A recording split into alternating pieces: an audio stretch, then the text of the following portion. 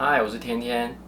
这几年卷起了一股极简的风潮，你可能看过很多的参考书或者是纪录片，告诉你要怎么做，要怎么收纳，要怎么整理。你可能也在试着过这样的简单生活，或者是已经开始了。不过每个人的过程都会有一点不同，有些事是要实际经历过才能够体会。所以今天我要和你分享我在这几年极简的过程中所学到的几件事。那我们就开始吧。拥有很多东西不代表快乐，只要拥有了这样东西，就能获得美好的人生，或者是只要购买了这样东西，就能成为人生胜利组。其他人都会很羡慕你的生活。我过去一直被这样催眠，花了很多钱在购买物质的东西，拥有几百件的衣服，以为自己穿起来很帅，但朋友说其实是脸的问题。或是整柜的原文书，但我最常看的还是那几本漫画。我拥有很多东西，但我没有因为他们觉得快乐。真正感受到快乐的时候，反而是和朋友一起聊天打闹，或是我学会了某项技能的时候。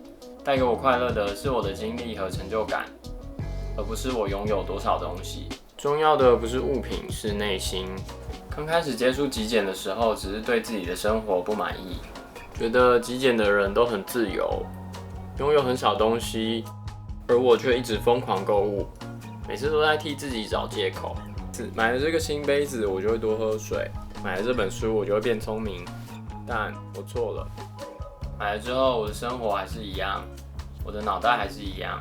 我不应该期待外在物质带给我的改变，我应该从内在改变我自己的心态。告诉自己是为了健康才多喝水，而不是为了新杯子；是为了获得更多的知识才阅读，而不是为了买新书。极简是一个过程，需要时间。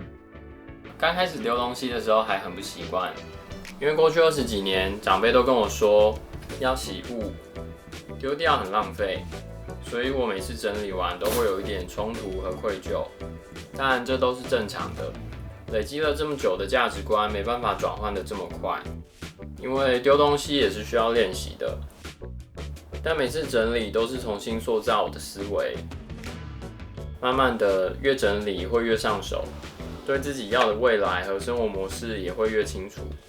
如果你刚开始接触极简主义，不要急着丢掉所有的东西，先从小地方开始，才不会觉得挫折或者是不知所措。说再多都比不上你的行动。当我极简了一段时间，也都整理完了我的房间和办公室，就会开始对别人的领域很不顺眼，多希望他们也能和我一样爱干净。我就会开始宣扬极简的好处，或是碎碎念，为什么要留几百个刀叉，根本用不到，几百件衣服根本穿不完，可以丢掉了吧？但这都只是造成别人的困扰。